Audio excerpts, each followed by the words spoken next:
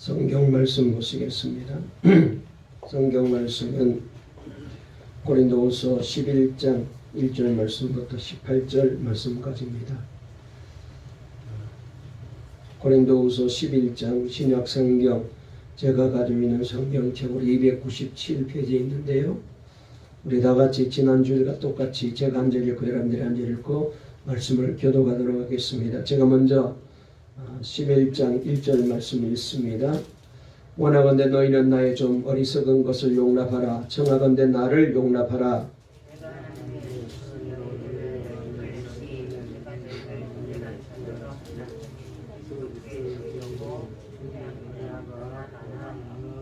뱀이 그 관계로 하와를 미혹한 것 같이 너희 마음이 그리스도를 향하여 진실함과 깨끗함에서 떠나 부패할까 두려워하노라.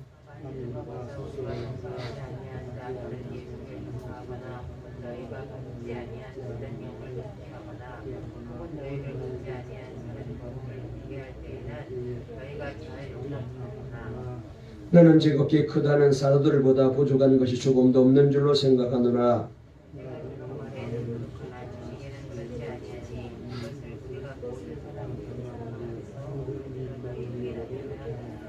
내가 너희를 높이려고 나를 낮추어 하나님의 복음을 값없이 너희에게 전함으로 죄를 지었느냐?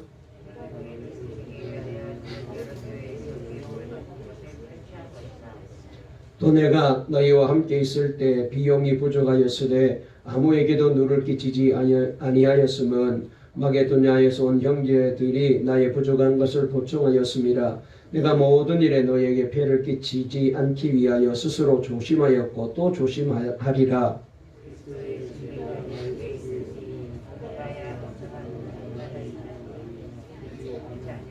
어떠한 까닭이냐? 내가 너희를 사랑하지 아니함이냐? 하나님이 아시느니라.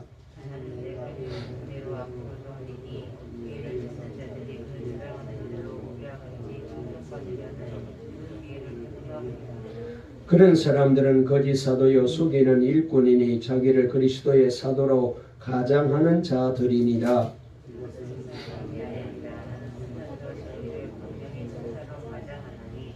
그러므로 사탄의 일꾼들도 자기를 의의 일꾼으로 가장하는 것이 또한 대단한 일이 아니니라. 그들의 마지막은 그 행위대로 되리라.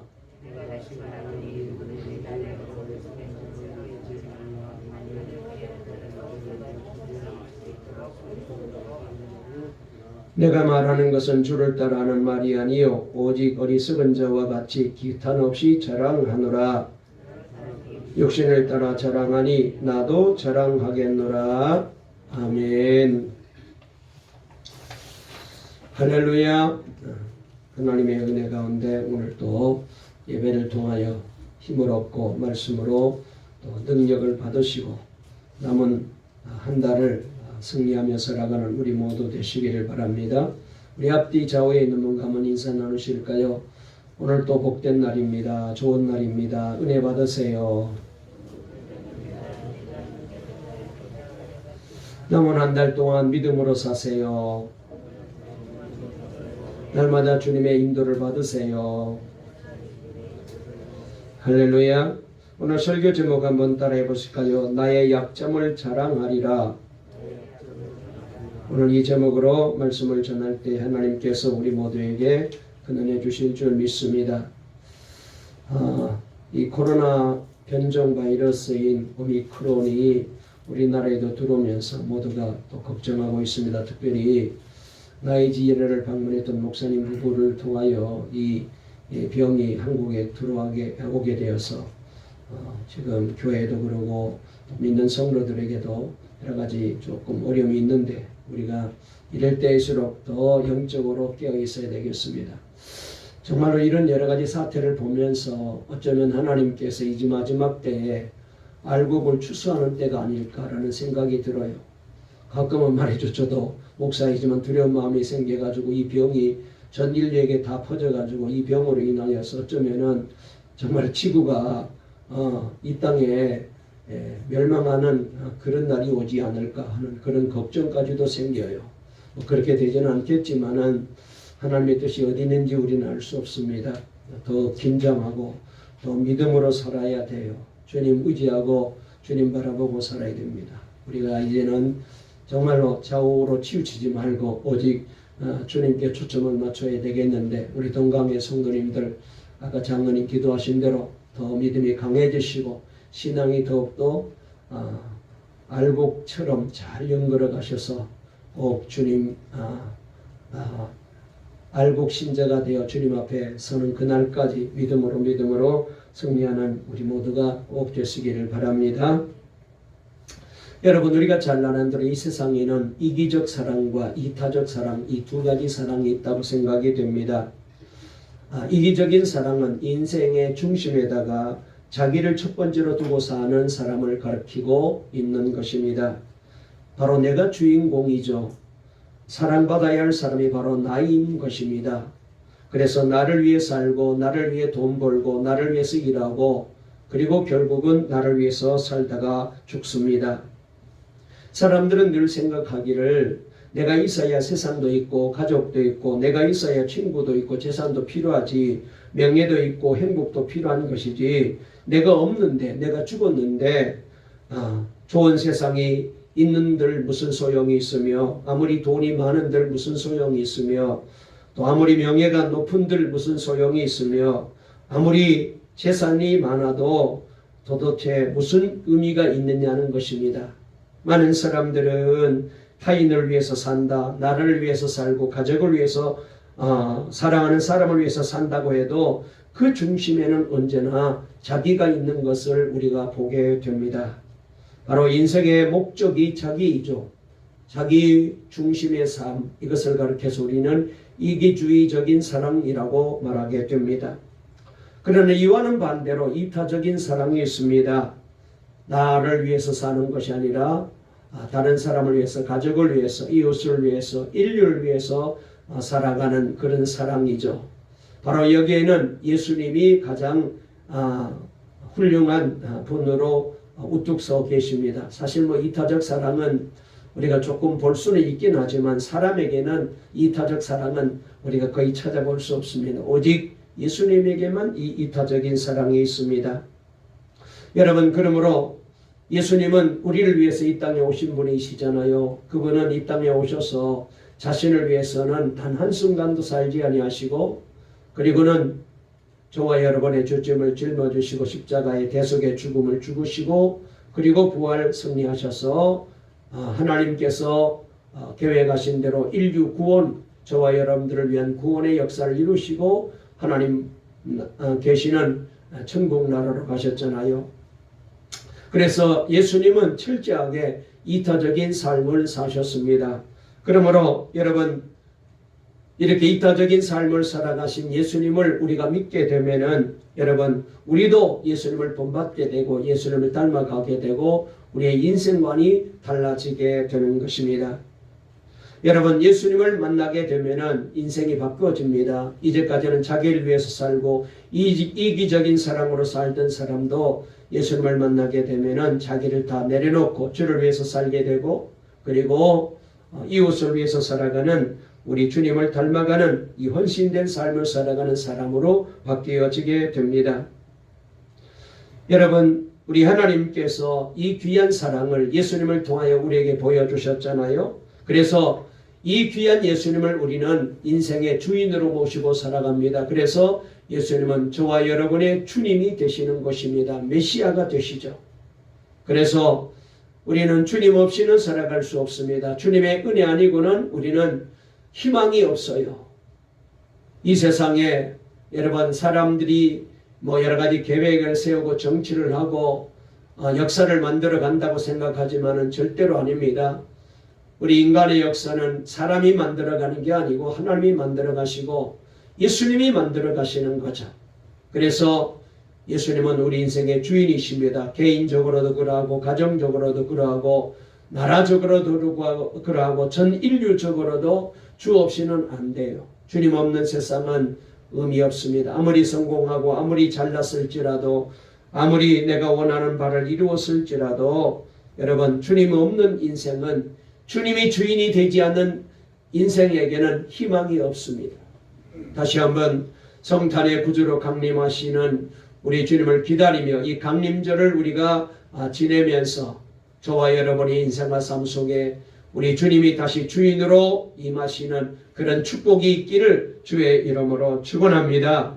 고린도 교회는 마치 어머니가 임신하여 힘들게 고생 끝에 아이를 낳듯이 바울이 고린도에 가서 전도하여 귀한 영혼들을 구원하여 그래서 영적으로 나은 사람들이 모여서 세운 교회가 바로 고린도 교회가 아닙니까? 그런데 사도 바울이 고린도 교회를 떠났을 때 거짓 지도자들이 들어와서 거짓 교사들이 들어와서 거짓 선지자들이 들어와서 이 교회를 완전히 망가뜨려 놓았습니다. 그들은 다른 이상한 복음을 전하였습니다. 다른 예수를 말합니다. 진리를 왜곡하였습니다. 뿐만 아니라 자기들의 권위와 정통성을 내세우며 사도 바울을 자꾸 깎아내리고 사도 바울을 비난하기 시작합니다. 그래서 바울과 이 고린도 교인들 간에 이간질을 해가지고 신뢰관계를 떨어뜨려가지고 바울과 멀어지게 하고 급기야는 이 교인들조차도 이 거짓 교사들의 말을 따라서 그래서 바울을 비난하는 바울을 욕하는 소리까지 나게 만들었습니다. 바울 사도에게는 너무나도 가슴 아픈 일이기 때문에 심각하게 여기고 그래서 애절하고 간곡한 마음으로 편지를 써서 보냈잖아요. 여러분, 사도 바울은 고린도 교회를 위해서 늘 걱정하는 것이 있었습니다. 창세기에 나와 있듯이 뱀이 그 간산 꾀로 하와를 유혹하여 그래서 선악과를 따먹게 한 것처럼 고린도 교인들도 거짓 교사에게 속아서 그리스도에 대한 진실함과 순결함을 저버리게 되지는 아니할까 하는 그런 염려가 있었습니다. 바울이 욕먹고 바울이 비난하고 이거는 바울에게는 그렇게 중요한 문제가 아니었습니다. 중요한 것은 이 교인들이 주님에게서 멀어지고 주님의 참된 진리에서 떠나게 될까 이 걱정이 제일 큰 걱정이었습니다. 실제로 고린도 교회에 율법에 정통하다고 자처하는 이 율법주의자들이 고린도 교회에 들어와서 다른 예수를 전합니다. 다른 복음을 전합니다. 그런데 놀랍게도 말이죠. 이 거짓된 복음에 고린도 교인들이 깜빡 속아서 그래서 그 복음을 그대로 받아들이게 된 거예요. 그리고 이 거짓 교사들을 지도자들로 저들이 받들고 그들의 말에 따라 순종하고 저들을 따라가는 거예요. 이 모습을 볼 때에 사도 바울이 너무나도 통탄했습니다. 그래서 바울 사도가 오늘 읽은 본문에 보게 되면은 이렇게 고린도 교인들을 두고 말하고 있습니다. 4절 말씀 한번 읽어볼까요? 4절을 읽어보겠습니다. 시작. 만일 누가 가서 우리가 전파하지 아니한 다른 예수를 전파하거나 혹은 너희가 받지 아니한 다른 영을 받게 하거나 혹은 너희가 받지 아니한 다른 복음을 받게 할 때에는 너희가 잘 용납하는구나 그랬습니다. 자, 이 말이 무슨 말이냐면은 이 거짓 교사들이 다른 복음을 전합니다. 거짓된 말을 전합니다. 율법을 전합니다.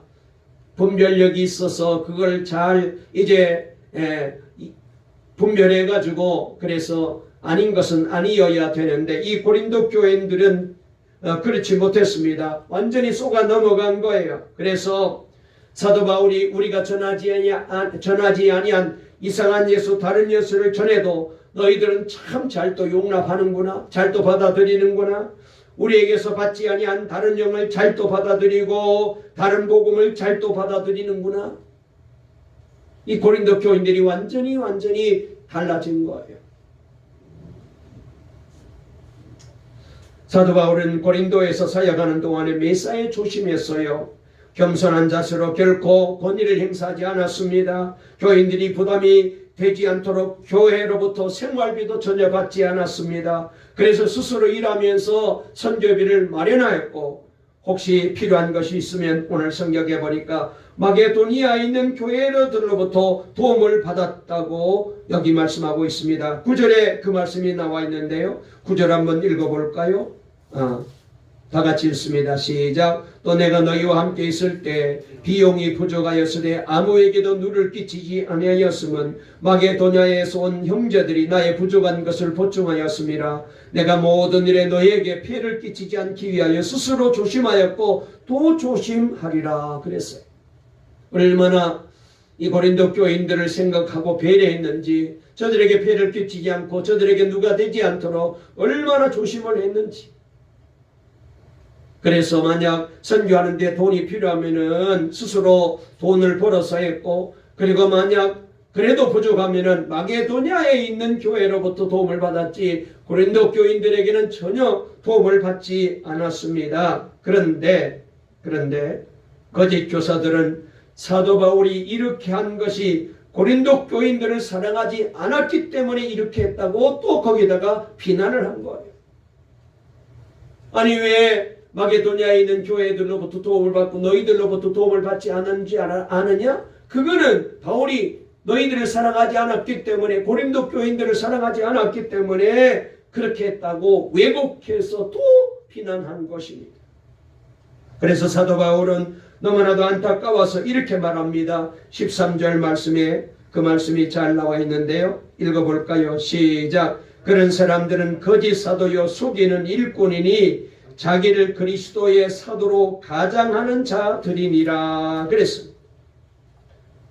그러면서 사도 바울은 저들은 바로 사탄의 사람이라고 말하면서 사탄도 빛의 사자로 가정할 수 있다고 말합니다. 14절 읽어볼까요? 다 같이 읽습니다. 시작. 이것은 이상한 일이 아니니라. 사탄도 자기를 광명한 천사로 가장하나니 그랬습니다. 놀랄 것 없다는 것입니다. 사탄도 빛의 천사로 가장합니다. 그러니 모르죠. 겉으로 봐서는 대단한 것입니다. 번쩍번쩍 빛이 나고 능력을 행사하고 말을 유창하게 하고 율법에 능통하고 얼마나 바울과 비교하면 참 멋진 교사들인지 그 다음에 선지자들인지 저 사람들이 진짜구나, 그리고 바울은 가짜구나, 저들은 오해하게 되었습니다. 여러분, 사탄은 그렇게 만들어요. 우리의 눈을 가리고 영안을 가리고 여러분 우리 귀를 가려가지고 여러분 점점 잘못된 사람들의 말을 따라가게 만들고 거짓 선생들의 말을 따라가게 만들고, 그렇게 되면은 교회가 문제가 생기게 되고 여러분 심각한 일이 벌어질 수밖에 없습니다. 그래서 바울 사도는 이 고린도 교인들을 보고 아니 그런 사람을 어떻게 지도자들로 너희들이 세울 수 있느냐, 어떻게 그런 사람들을 믿고 따라가느냐, 그들의 태도를 보고 그들이 말하는 것을 보면은 저 사람들이 진정 예수님의 사람인지 예수님의 종인지 성령의 영을 받고 하는 말인지 잘 모르겠느냐, 아니 그런 분별력도 없느냐, 그렇게 저들을 책망하고 나무라고 있습니다. 그러면서 19절 20절에 보면은 우리가 읽지 않았지만 이렇게 말합니다. 한번 읽어볼까요? 19절 20절 시작. 너희는 지혜로운 자로서 어리석은 자들을 기쁘게 용납하는구나. 누가 너희를 종으로 삼거나 잡아먹거나 빼앗거나 스스로 높이거나 뺨을 칠지라도 너희가 용납하는도다 그랬습니다. 사도 바울은 고린도 교인들을 두고 아니 너희들은 참 슬기로운 사람들인데 어떻게 저렇게 거짓 교사들에게 넘어갔느냐. 심지어 여기 말하기를 거짓 교사들은 너희들을 삼키는 이리와 같은 사람들인데 그래서 재산을 빼앗고 그리고 난 다음에 저들을 여러 가지로 괴롭히고 힘들게 했는데 심지어 뺨을 쳤다고 말하는데 이렇게 했는데도 어떻게 너희들은 저들을 용납하느냐. 내가 언제 그런 적이 있었느냐.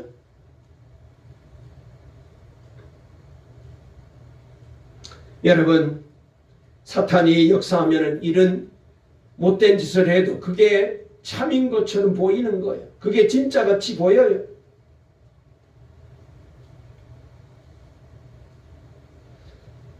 여러분, 지금 우리는 말이죠.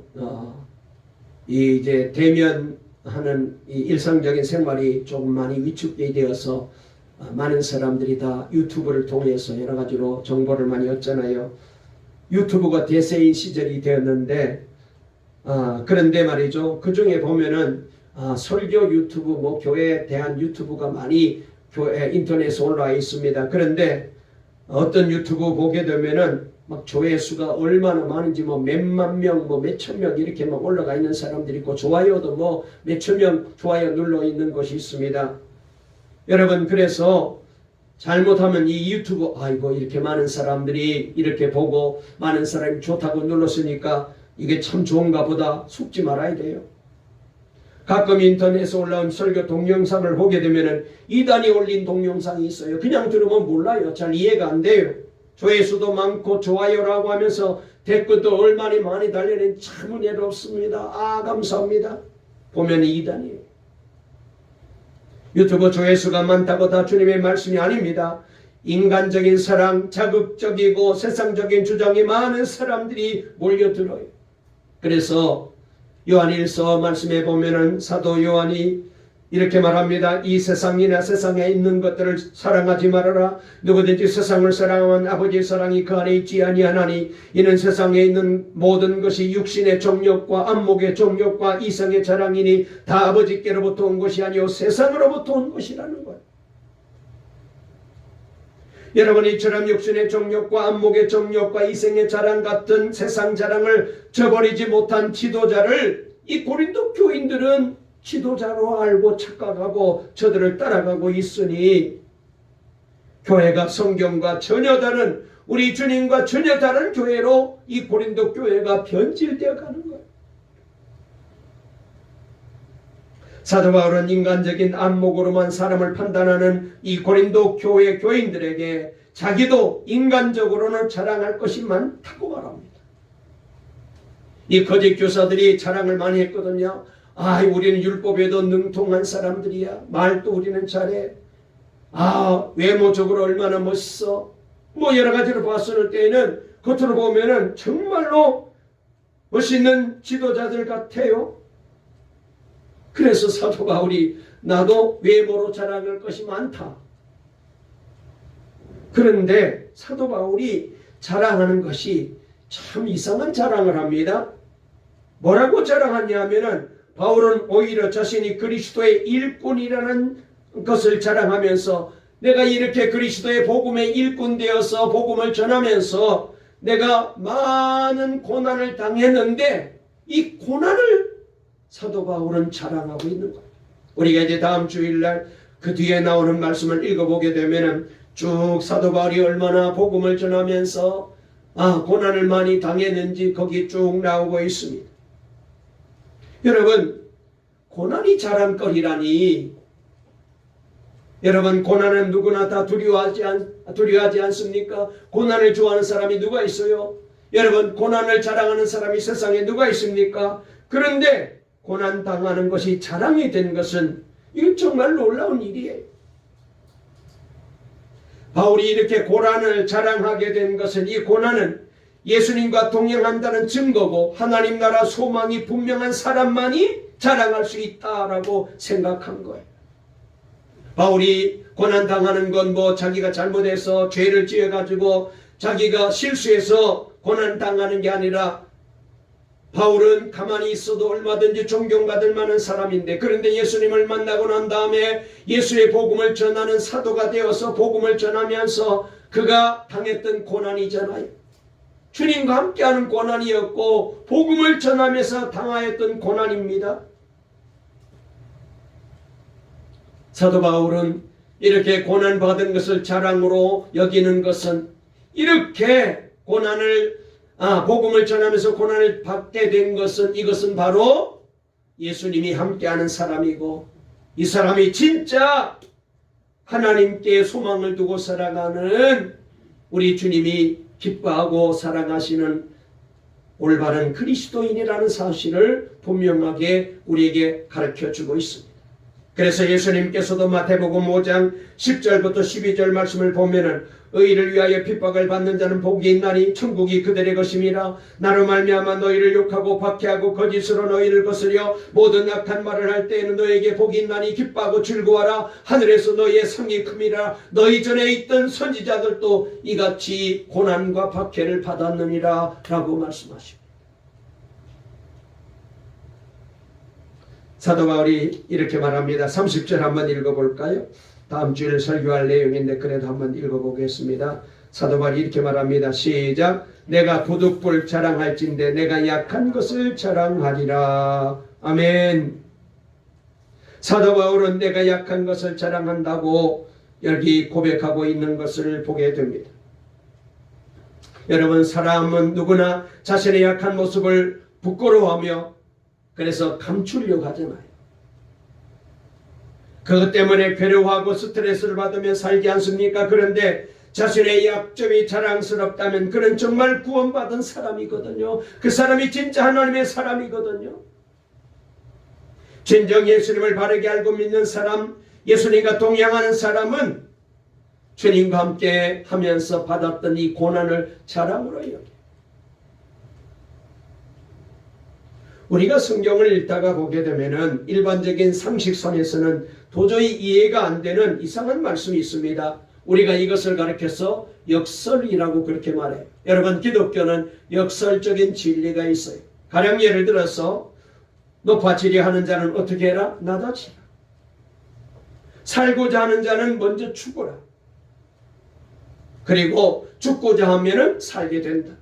주는 자가 더 풍성해진다. 약할 때 그때가 곧 강하다. 도무지 우리가 평범하게 이 말씀을 받으면 이해가 안 돼요.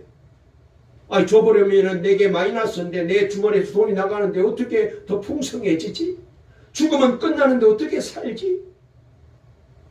겸손한 자가 높아진다? 이해가 안 돼요. 사람들은 PR의 시대라서 자기를 얼마든지 어필하고 자기를 자랑하고 자기의 강함을, 자기의 능력이 있음을 자랑하는 사람들이 많잖아요. 그런데 겸손해라는 거예요. 그러면 하나님이 너를 높여주시리라.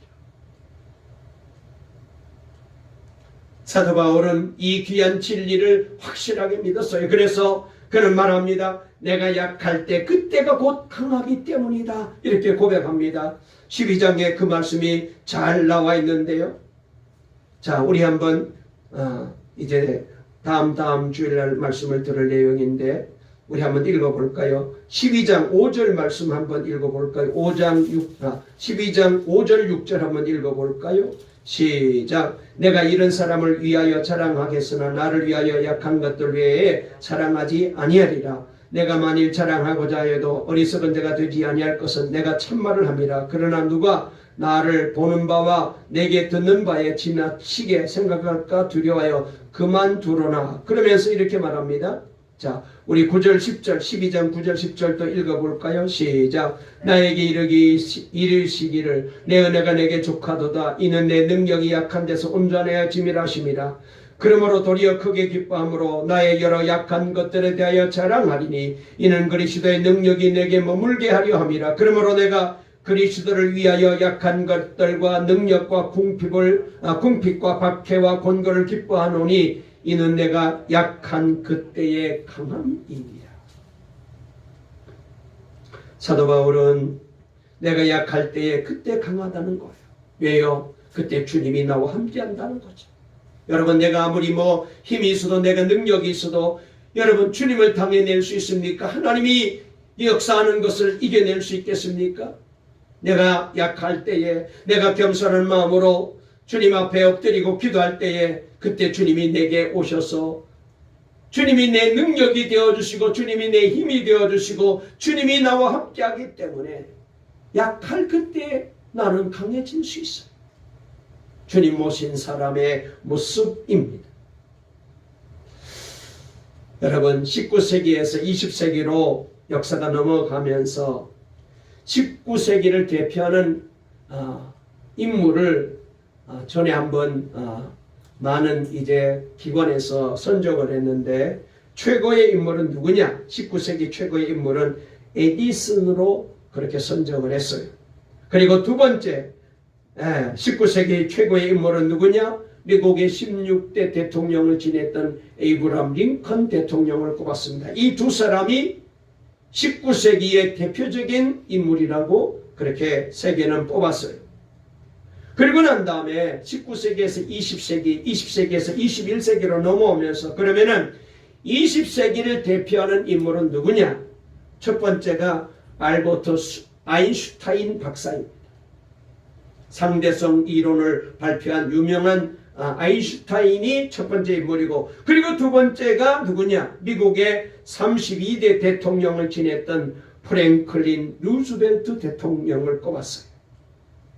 그런데 여러분, 이 네 사람, 19세기를 대표하고 20세기를 대표한 이 네 사람의 공통점이 하나 있어요. 그게 뭔지 아세요? 이분들은 다 크나큰 시련과 역경의 과정을 거쳐, 그래서 평생 역경과 함께 가시와 함께 살았던 사람들이라는 것.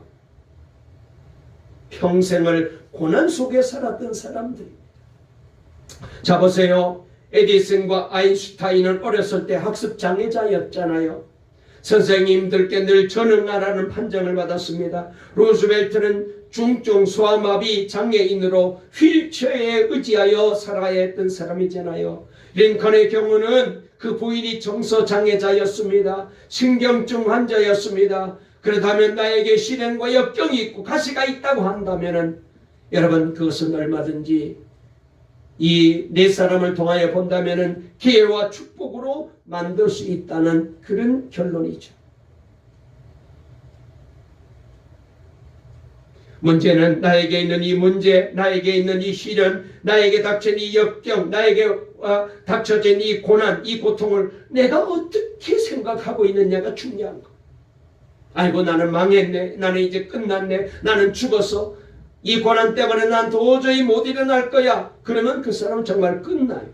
그런데 여러분, 이 네 사람처럼 사도 바울처럼 고난을 내 자랑거리로 알고 하나님께서 이 고난을 통하여, 이 시련을 통하여, 이 역경을 통하여, 이 육체적인 질병의 가시를 통하여 하나님께서 나에게 역사하실 것을 믿고 이 믿음을 가지고 주님을 바라보게 되면, 주님 앞에 기도하면 여러분, 그 사람은 반드시 역경을 통하여 하나님이 주시는 놀라운 은혜와 축복의 사람이 되고, 그리고 주님을 위하여, 교회를 위하여 세상에서 귀하게 쓰임받는 복 있는 사람이 될 수가 있는 줄로 꼭 믿으시기를 바랍니다.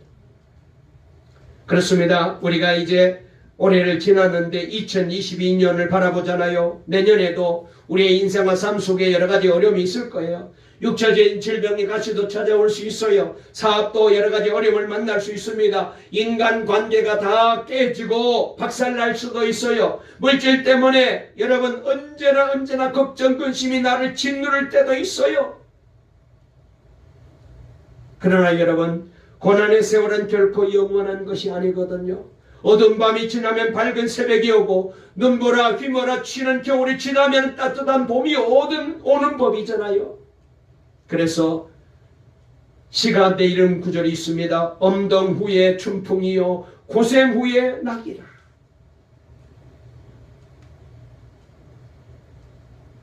자, 그러면은 사도 바울이 의의 약함을 자랑하게 되었을까요?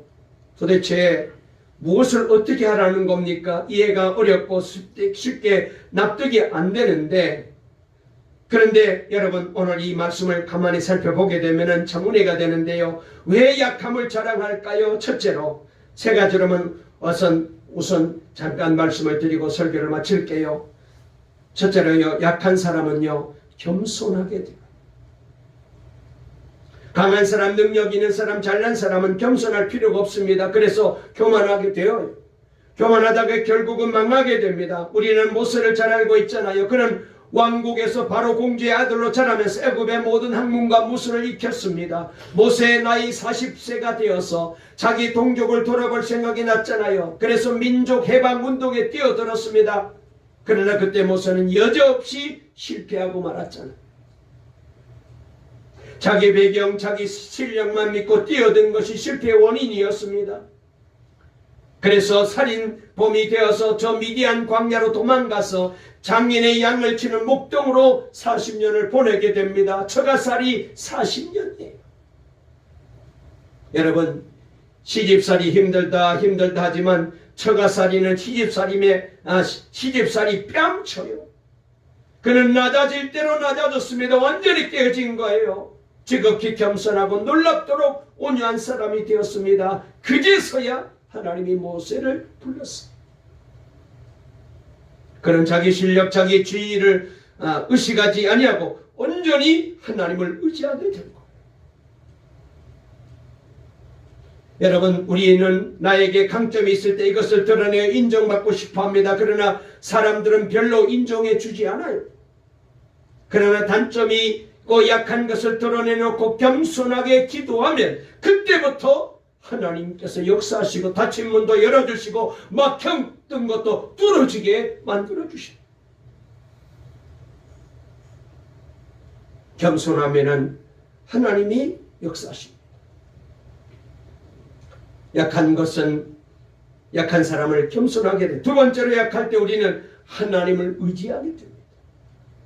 자기 잘난 것만 믿고 자기 힘으로만 싸우는 사람과 자기 못난 것을 알고 하나님을 의지하고 싸우는 사람 누가 이기겠습니까? 처음에는 힘센 쪽이 그 같지만은 결국은 하나님을 의지하는 쪽이 이깁니다. 다윗과 골리앗이 싸울 때 겉으로 보면 게임이 안 됩니다.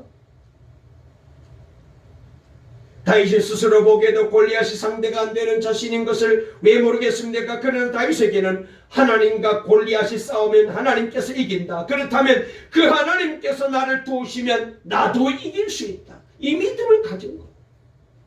그래서 하나님을 의지하고 나아간 거죠. 여러분, 이스라엘 여자 중 우리가 잘 아는 총리였던 골다 메이어 여사를 기억하실 거예요. 아주 이스라엘 역대 총리 가운데 가장 훌륭한 분이었는데 이분은 여성이었습니다. 그런데요, 이 골다 메이어 여사는요, 총리였지만 여성으로서는 생긴 예쁜 얼굴이 전혀 아니었습니다. 사춘기 시절에 얼굴 못생 것이 너무나도 부끄러워서 다른 사람 앞에 절대로 자신을 나타내지 않았다고 해요. 그래서 그녀는 나는 얼굴이 못났으니 공부를 열심히 해서 실력으로 승부를 걸자 이런 결심을 하게 되었대요. 그래서 이스라엘의 정치적으로 최고 주인 총리까지 되어서 1967년에 연립 내각을 이끌면서 이스라엘을 부강하게 만든 전설적인 인물이에요. 이분의 고백을 한번 들어보세요. 이렇게 말합니다. 내가 하나님을 간절히 찾으면서 열심히 공부한 것은 내 얼굴이 못생겼기 때문이다. 내가 예쁘고 귀엽게 생겼고 멋있는 남자와 결혼해서 행복하게 살았을 내가 예쁘고 귀엽게 생겼으면 멋있는 남자와 결혼해서 행복하게 살았을 것이다. 그러나 나는 내가 못생긴 것을 참으로 다행스럽게 여긴다. 나의 약점이 내 자신뿐 아니라 나라에도 큰 도움이 되었다. 우리의 약점과 우리를 실망케 하는 것은 하나님의 부르심이다. 이렇게 말했어요. 사람들은 이 약점을 가리켜서 아예 나의 가장 이제 문제가 되는 것이라고 생각합니다. 트라우마라고 생각합니다. 그런데 이 골다 메이어서는 자기가 못생긴 것이 오히려 다행이래요. 그것 때문에 하나님을 의지하고 하나님께 매달리고 기도했고 열심히 공부해서 이스라엘의 역대 총리 가운데 가장 위대한 정치가로 알려지게 되었습니다. 그런데요, 여러분, 그녀에게 또 한 가지 약점이 있었는데 그녀는 백혈병 환자였대요. 그녀는 백혈병 환자로서 그것을 하나님께 기도로 극복하며 국정을 돌봤답니다. 하나님을 의지하게 되었더니 하나님이 이 사람을 이렇게 크게 쓴 거예요. 여러분, 지금 고난 가운데 있습니까? 어려운 일이 생겼습니까? 인생의 길이 막혔습니까? 아무리 해도 안 됩니까? 하나님을 의지하십시오. 자꾸 인간적인 방법으로 사람 찾아다니고 내가 가지고 있는 재주를 가지고 뭐 어떻게 내가 나서 가지고 해보려고 하면 안 됩니다. 점점 더 실망만 되어요. 주님을 찾아야 되는데, 주님을 의지하고 주님께 매달리고 기도해야 되는데 우리는 잘 그 말이 귀담게 안 들려요. 마지막으로 약할 때 기도하면 강해져. 정상적인 사람은 대부분 자기의 능력의 한계를 알고 있습니다. 자기의 경제력이 어느 정도이고 자신의 건강의 한계가 어디까지인지고 자신의 지적인 능력의 한계가 어디까지인지를 압니다. 어느 면에서든지 어느 분야에서든지 이 한계를 넘었으면 그때부터는 여러분 나는 이제 이 한계를 내가 넘어섰는데 내 할 수 있는 방법은 이제 넘어섰는데 어떻게 해야지? 그래 그때 기도하는 거예요. 우리 주님께서 구하라 주실 것이요 찾으라 찾을 것이요 문을 두드리라 열릴 것이라고 말씀하셨습니다. 한 가지 이제 간증만 드리고 말씀을 마치겠어요.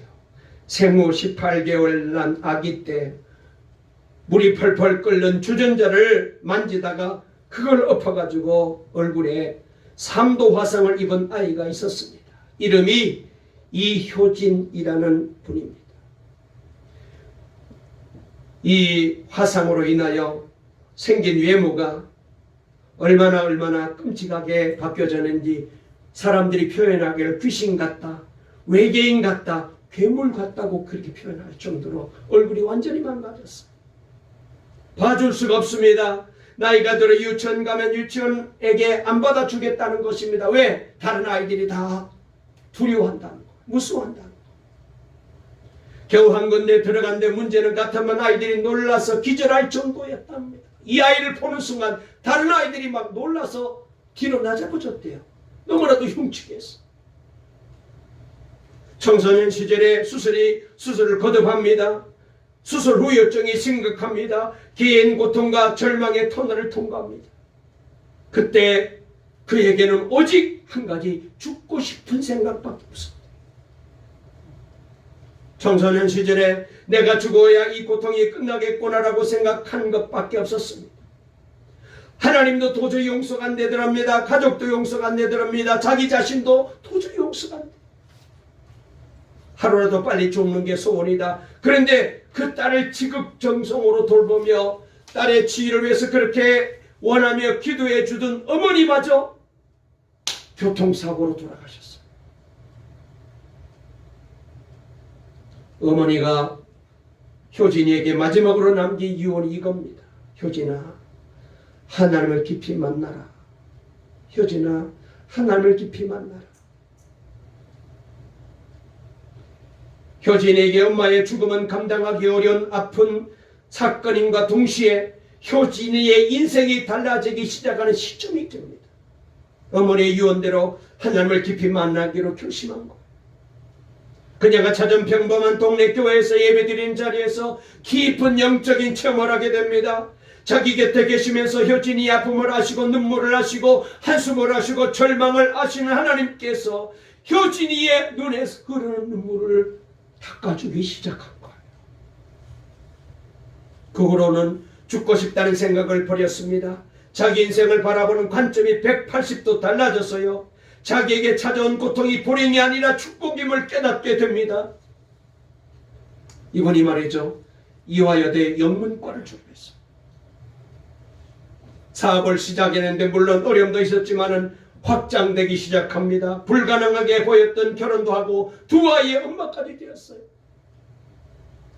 과거에는 자신의 저주스러운 경험을 생각하기도 싫었지만 이제는 자신의 경험도 소중한 경험임을 깨닫고 자기 이야기를 책으로 써내려가서 책이 있습니다. 내 약함을 자랑하라라는 책과 내 약함이 축복이다 두 권의 간증 책을 출판했어요. 그녀의 이제 전공이 건축도 전공했는데 그래서 예인 건축소 소장 직책을 맡고 있습니다. 한국기아대체 후원자가 되어서 해외 아동을 결혼하고 많은 아이들을 후원하고 있습니다. 그녀는 나눔의 비밀을 깨달았어요. 기부하며 나누면 자신의 것이 줄어든다고 생각했더랬는데 줄수록 하나님이 풍성하게 채워주시는 이 기적을 지금도 체험합니다. 주어서 비워질 줄 알았는데 하나님은 재물의 그릇을 오히려 더 크게 만들어 주시더래요. 그래서 여러분 이분은 이렇게 고백합니다. 하나님께서 나는 조금밖에 베풀지 않았는데 후원하지 않았는데 나눠주지 않았는데 조금밖에 교회에다 드리지 않은 하나님은 몇 배로 부어주시더라는 거예요. 여러분, 하나님을 체험하고 절망을 딛고 일어서면 보이기 시작하는 게 있어요. 해야 할 일들이 보입니다. 사랑하는 일입니다. 그래서 지금은 전도사인 남편을 사랑하고 두 자녀를 사랑하고 교회를 사랑하고 만나는 믿음의 형제 자매들을 사랑합니다. 그리고 그 사랑을 실천합니다. 내가 하나님을 만나고 일어서고 보니까, 내가 눈을 뜨고 보니 나를 필요로 하는 사람들이 보여지더라는 거예요. 나의 도움을 원하는 사람들이 눈에 들어오더라는 거예요. 그리고 내 손 안에 있는 것을 가지고 그들을 도울 수 있다는 사실을 발견하게 되었답니다. 그런 완전히 서 사람이 되었습니다. 그래서 사람들은 이 효진 씨를 이렇게 부릅니다. 미스 헤븐이라. 미스 코리아도 아니고 미스 유니버시아도 아니고 미스 월드도 아니고 그보다 훨씬 뛰어난 미스 헤븐, 미스 천국이 되고, 천국에서도 가장 아름다운 미스 천국 헤븐이 되었어요. 여러분, 이렇게 자기 약함을 아는 자는 겸손하게 되고 하나님을 의지하게 되고 그리고 하나님께 기도해서 강한 자가 됩니다. 우리 동강의 모든 성도님들, 이 능력을 받아서 귀중하고 소중한 하나님의 사람으로 성공적으로 복되게 살아가는 우리 동강의 모든 성도들 다 될 수 있기를 간절히 주의 이름으로 축원합니다. 축원합니다. 나의 약점을 자랑하는 사도 바울 같은 복 있는 성도 될 수 있기를 바랍니다. 살아계신 하나님 감사합니다. 누구나 약점은 감추고 싶은데, 비밀로 하고 싶은데, 사도 바울은 자신의 약함을 자랑했습니다. 복음을 전하면서 예수를 만나고 난 다음에 주의 일하면서 교회를 섬기면서 사람들로부터 별의별 욕도 듣고 말도 들었지만은 그런 것 개의치 않았습니다.